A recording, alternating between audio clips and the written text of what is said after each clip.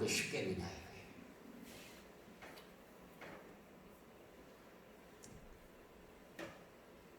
정말 이해하기 어려운 시대적 상황을 가지고 허물어뜨릴 수 없는 그 큰 장벽들을 다 허물어뜨리고 하나님 백성이 된 겁니다. 굉장하지 않습니까? 성경은 이렇게 기록하고 있습니다. 그가 경건하여 온 집안과 더불어 하나님을 경외하며 백성을 많이 구제하고 하나님께 항상 기도하더니, 이 고넬료가 살아간 방법이에요. 고넬료가 어떻게 살아갔느냐? 경건했다. 온 집안 사람들이 다 하나님을 경외하며 살았다. 백성을 많이 구제했다. 하나님께 항상 기도했다. 경건했다는 거예요. 경건의 과정이었다는 거예요. 온 집안과 더불어 온 집안 사람들이 경건하게 살았다. 깔백은 경건이 뭐냐? 경건은 하나님에 대한 경외와 하나님에 대한 사랑이 결합된 것을 말하는데, 이 사랑은 그의 은혜를 깨달아 알므로써 오는 것이다. 하나님을 경외하는 마음과 하나님을 사랑하는 마음이 같이 만나서 이루어진 게 이게 경건이다. 그런데 이 사랑은 어떻게 오느냐? 하나님의 사랑을 받고 하나님의 은혜를 경험하고 깨달았을 때에 하나님을 향한 사랑이 나타나더라고요. 이게 결합돼서 나타나는 게 이게 경건이다. 그래서 경건은 하나님과의 관계 속에서 이루어지는데, 경건이라고 하는 것은 자발적인 순종이에요. 하나님의 법에 대해서 하나님의 이름 앞에 자발적으로 헌신하면서 살아가는 겁니다. 누가 강요해서 강제로 끌고 가는 게 아니라, 내가 이렇게 해드려야지, 더 해드려야지, 뭐 해야지. 자발적이라는 거예요. 자발적.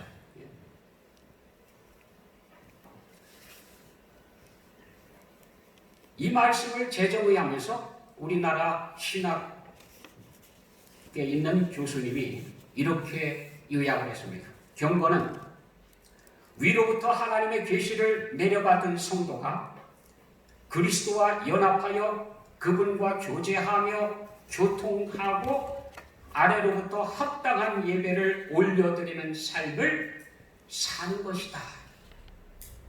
예배의 삶을 사는데 하나님의 계시를 따라서 하나님의 방법을 따라서 예배하면서 그 예배하는 예배하는 정신 똑같이 내가 하나님을 만나고 경배하고 찬양하고 기도하는 마음으로 살아가는 거다.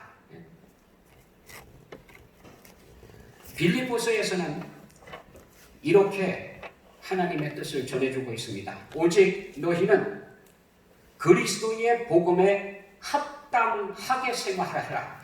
우리가 살아가는데, 생활하는데 그리스도의 복음에 합당하게 생활을 하라는 거예요. 이는 내가 너희에게 가보나 떠나 있으나 너희가 한 마음으로 서서 한 뜻으로 복음의 신앙을 위하여 협력하는 것과, 그리스도 복음에 합당하게 살아가는 삶이 뭐냐? 우리가 하나님의 일을 할 때에는 협력해서 살아가는, 한 마음으로 서서 한 뜻으로 복음의 신앙을 위하여 협력하면서 살아라. 우리가 살아가는 것은 단순히 밥을 해결하기 위해서 이 땅에 살아가는 거 아닙니다. 단순히 우리 개인이 즐기기 위해서 살아가는 게 아닙니다. 여행 다니고 먹고 즐기고 하는 비용을 구하기 위해서 살아가고 있는 게 아닙니다. 하나님 나라의 일원으로서 어떻게 하면 그 나라에 합당한 삶을 살아갈 거냐? 어떻게 하면 하나님의 나라를 확장시키는 데에 협력하면서 살아갈 거냐? 무슨 일이든지 대적하는 자들 때문에 두려워하지 아니하는 이 일을 듣고자 합니다. 이것이 그들에게는 멸망의 증거요 너희에게는 구원의 증거니 이는 하나님께로부터 난 것이다.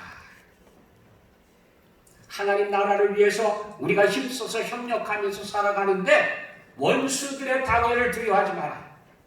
누가 뭐라고 하더라도 두려움이라고 하는 것은 결국 우리가 받아야 하는 구원을 멀어지게. 오히려 이 증거들이 저들에게는 멸망의 증거가 되고 우리에게는 구원의 증거다. 두려워하지 아니하고 하나님의 나라를 위해서 살아가고 있는 우리의 삶이, 복음에 합당하게 생활하면서 살아가는 그 삶이, 그리고 예수 그리스도의 이름에 어울리게 살고 있는 삶이 우리에게는 구원의 증거다. 그런데 요즘 세상에 왜 이렇게 이거 지키기가 힘이 듭니까?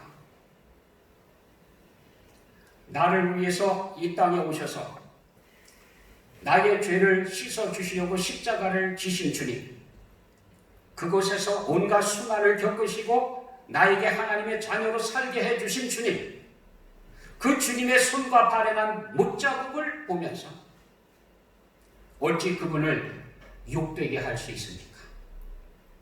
나를 위해 자신 전부를 내어주신 주님, 피와 물과 한 방울까지도 다 쏟아주신 그 주님의 상처를 우리가 본다고 하면 어떻게 그 주님을 배신할 수 있냐? 어떻게 그 주님의 이름을 욕되게 할 수 있습니까? 아직도 못 만나서, 아직도 주님의 상처를 못 봤어요. 아직도 예수 그리스도의 보혈에 대해서 실감하지 못했어. 그러다 보니까 여전히 자아가 살아있어서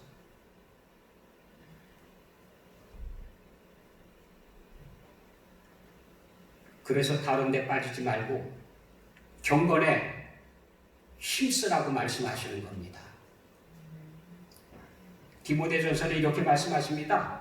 육체의 연단은 약간의 유익이 있으나 경건은 범사에 유익하니 금생과 내생의 약속이 있느니라. 경건이라고 하면, 경건의 유익은 지금 살고 있는 동안에 매일 유익해요. 이 땅을 떠날 때에는 더 말할 것도 없습니다. 그 다음은 천국입니다. 하나님 아버지 곁에서 영원토록 살게 됩니다. 경건만큼 유익한 건 없습니다.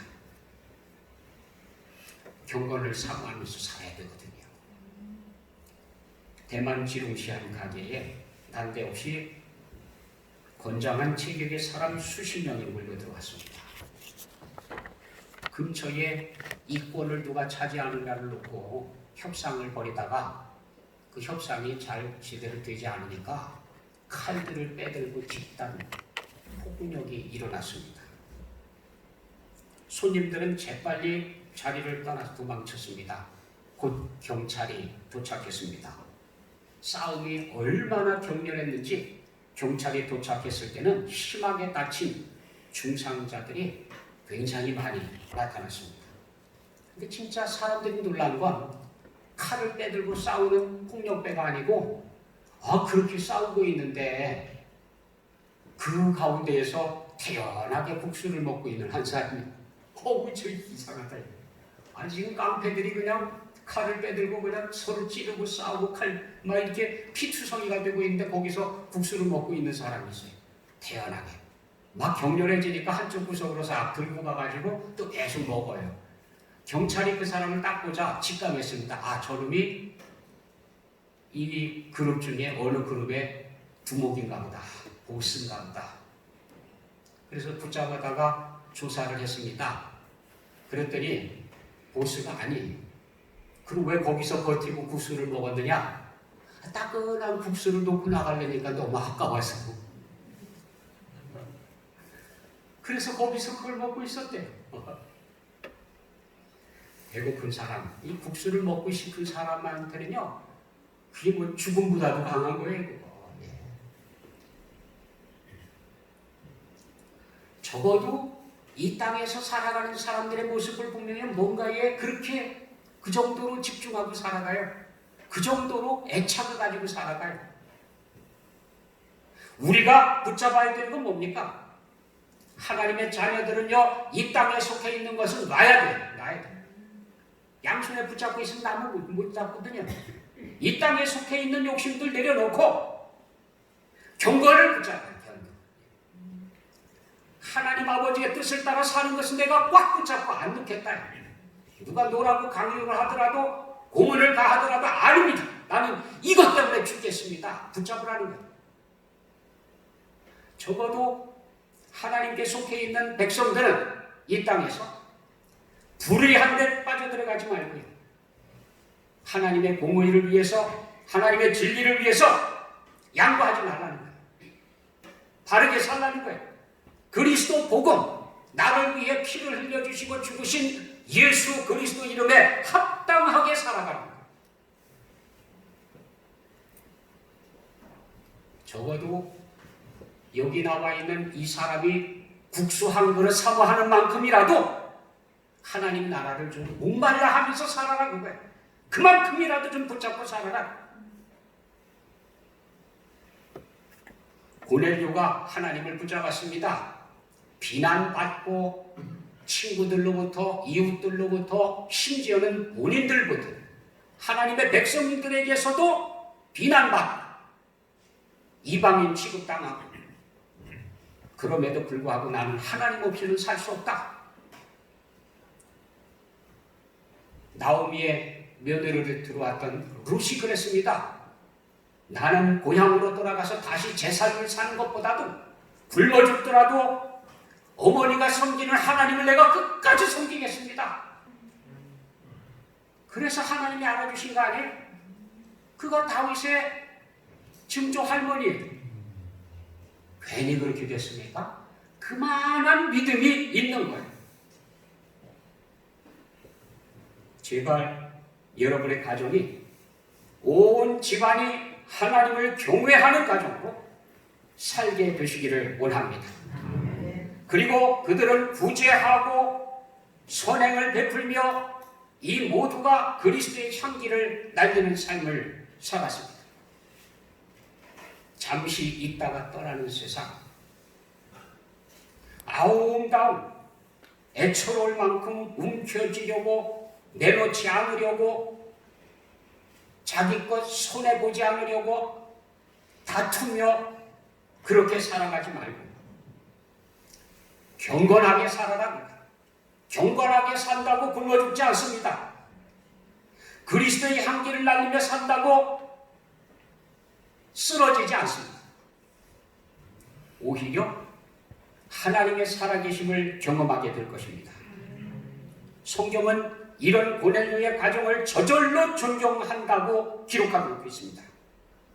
이방인인데도 불구하고 짐승 취급을 받던 그런 사람들인데도 불구하고 존경을 받았다.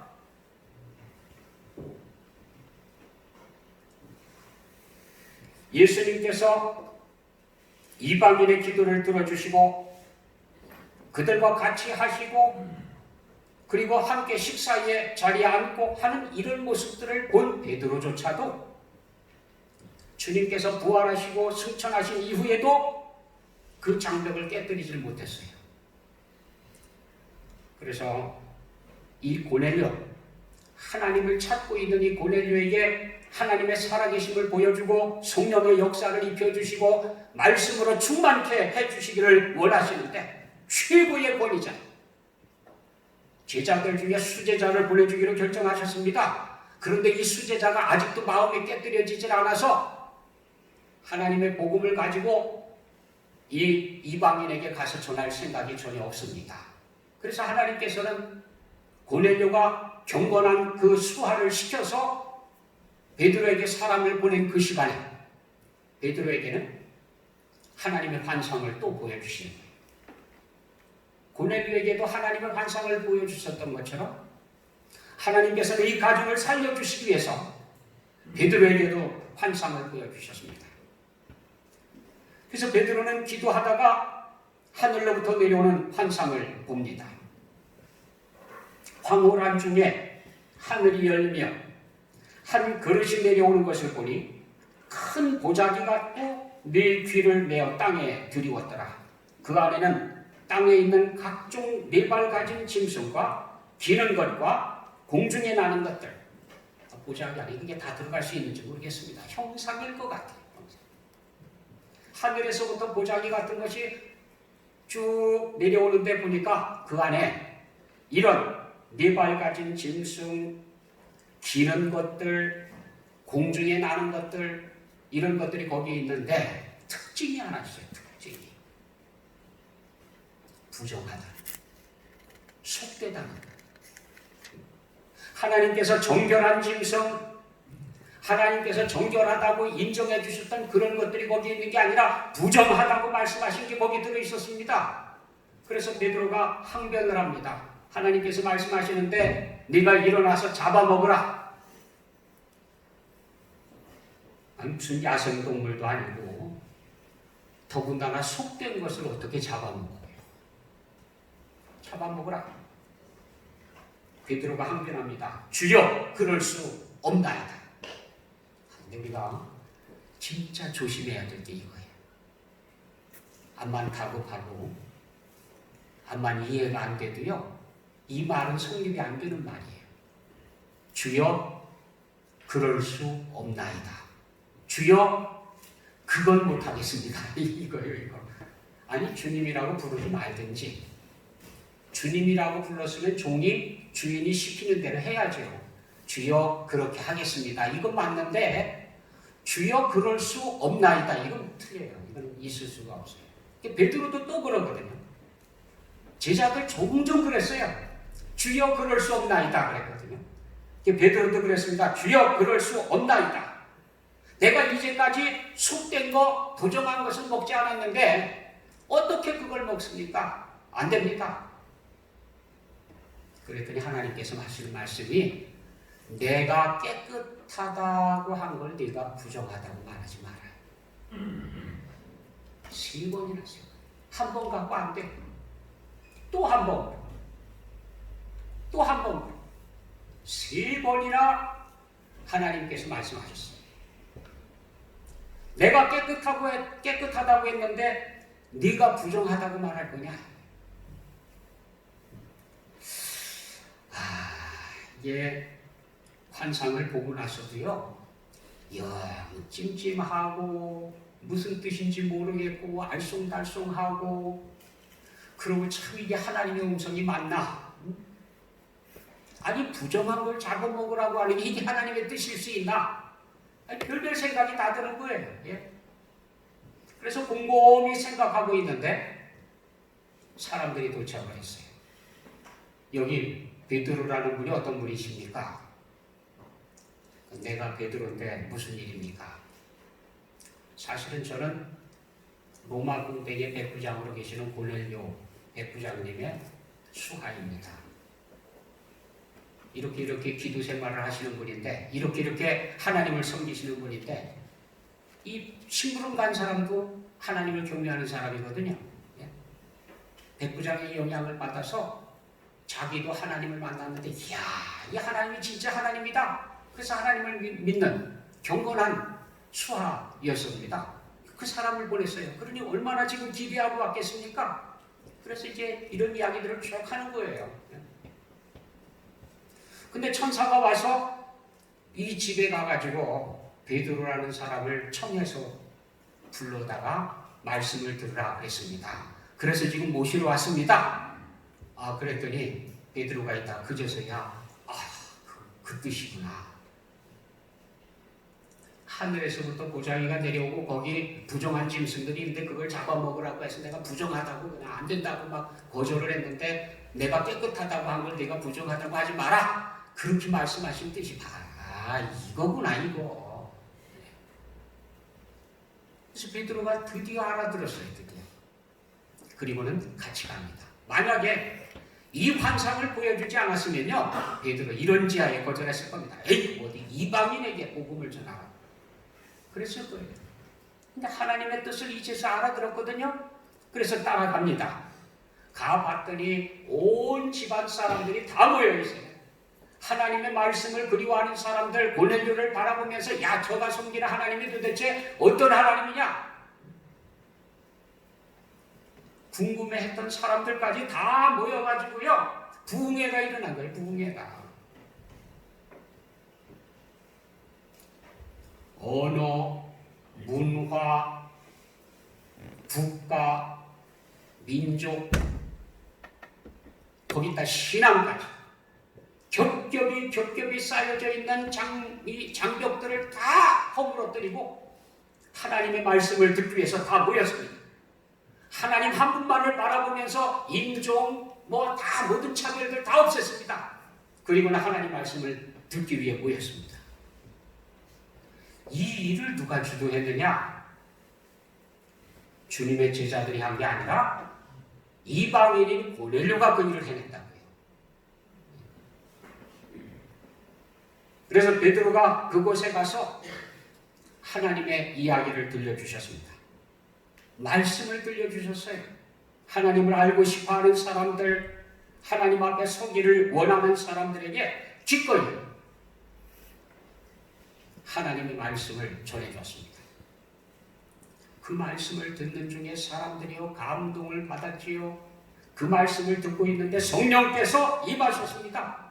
그곳에 충만했습니다. 그래서 거기서 세례를 베풀었다. 하나님의 자녀가 된 거예요. 하나님의 백성이 된 거예요. 이방인이지만 아직도 장벽이 허물어지지 않은 상태에 있지만 그럼에도 불구하고요 먼저 헐었습니다. 그리고 이 사건이 먼저 일어난 다음에 교회 총회가 발칵 뒤집어졌습니다. 아니 어떻게 이방인들에게 말씀을 들려줄 수 있고 어떻게 이방인들에게 세례를 줄 수 있고 어떻게 구원에 대해서 얘기할 수 있냐. 그래서 모여가지고 발칵 뒤집어졌습니다. 막 옥신각신 시끄럽습니다. 그때 베드로가 이 이야기를 하는 거예요. 나도 그렇게 생각했다. 나도 너희들하고 똑같이 생각하고 그렇게 생각하고 살고 있었는데 하나님께서 내게 환상을 보여주셨다. 하늘에서부터 보자기가 내려오고 거기 부정한 것들이 있고 그 잡아먹으라고 해서 내가 항변했더니 내가 깨끗하다고 한 걸 너희들이 부정하다고 하지 마라. 그래서 3번이나 내가 그걸 보고 나서 그래도 깨닫지 못했었는데 이 이방인의 이야기를 듣고 나서야 내가 알았다. 하나님의 뜻이 뭔지를. 그러니까 하나님께서 뜻하시는 것을 우리가 막을 수 있느냐? 그래서 총회에서 잠잠해졌어요. 그리고는 다시 결정했습니다. 아 맞다. 이게 하나님의 뜻이라고 하면 앞으로 이 일들이 이루어지도록 하자. 그래서 총회에서 결정을 합니다. 이방인들이 구원받는데 너무 무겁게 짐을 지우지 말자. 하나님의 복음, 이 복음을 받아들이고 그리고 아주 간략한 몇 가지를 지키면 하나님의 백성으로 세례를 주고 구원받도록 하자.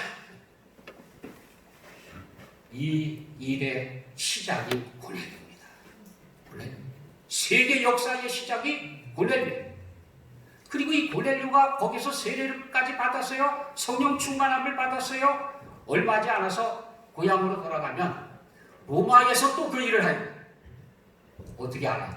나중에 베드로가 바울이 먼저 가지고 거기 로마에 붙잡혀 가거든요.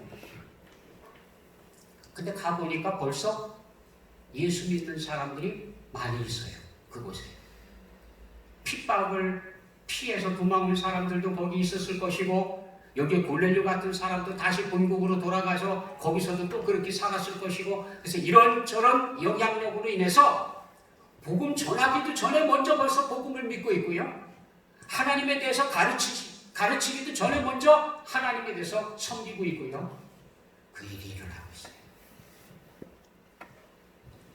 세계 역사입니다. 세계 역사. 하나님께서 세계에 하나님의 말씀을 전하시는데 이렇게 역사해 주신 겁니다.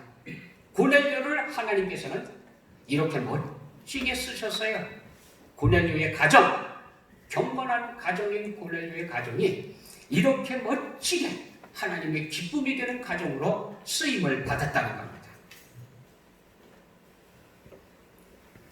이 고넬료의 이야기는 오늘도 하나님을 만나고 싶어하는 사람들, 하나님을 알고 싶어하는 사람들, 그리고 그 하나님의 말씀을 붙잡고 모든 것들을 다 허물어뜨릴 준비가 되어져 있는 모든 사람들을 향한 하나님의 메시지입니다. 하나님께서 그들을 잊지 않으시고 관심을 기울이시고 인도하신다고 하는 하나님의 뜻을 알려준 겁니다. 하나님은 무관심하지 않습니다. 하나님은 편애하지 않습니다. 하나님을 찾는 자들에게 숨지 않으시는 하나님이십니다. 하나님은 이 땅에 잃어버린 자를 찾아 구원하시기 위해서 그의 독생자를 보내주셨습니다. 이는 하나님의 세상을 여기에 있는 베드로, 고넬료, 그리고 여러분을 포함한 바로 지금 이 순간 남녀노소를 불문하고 하나님께로 가까이 이끌어 주신다고 하는 하나님의 뜻입니다. 찾는 자에게, 목마른 자에게, 하나님을 붙잡고 싶어하는 사람들에게 하나님께서는 가까이 오셔서 함께 하시고 세워주십니다. 그리고는 그들을 통해서 하나님의 기뻐하시는 뜻을 이루십니다. 경건한 가정이 되시는 축복을 누리시기를 원합니다. 기도하겠습니다. 사랑의 아버지 하나님, 오늘도 우리를 불러주시고 만나주시고 또 주의 음성을 들으며 말씀과 은혜로 충만케 해주시고 성령의 충만함을 얻게 해주시는 하나님 감사합니다.